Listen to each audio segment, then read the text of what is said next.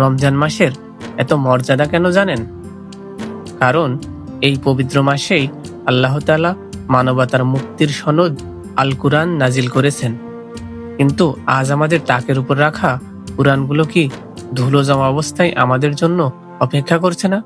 আজকের চতুর্থ নসিহত হলো এই রমজানকে কুরআনের সাথে বন্ধুত্বের মাস বানানো।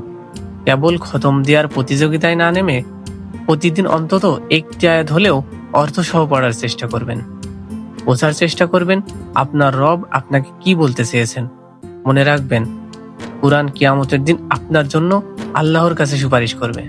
আজকের ফজিলত, কুরআনের প্রতিটি হরফ তিলাওয়াতের জন্য অন্য মাসে 10টি নেকি পাওয়া যায়, কিন্তু রমজানে তা বহুগুণ বৃদ্ধি পায়। আপনার ব্যস্ত জীবনের কিছুটা সময় আপনার রবের কালামের জন্য বরাদ্দ রাখুন। আল্লাহ আমাদের কোরআন বোঝার তৌফিক দিন। আমিন।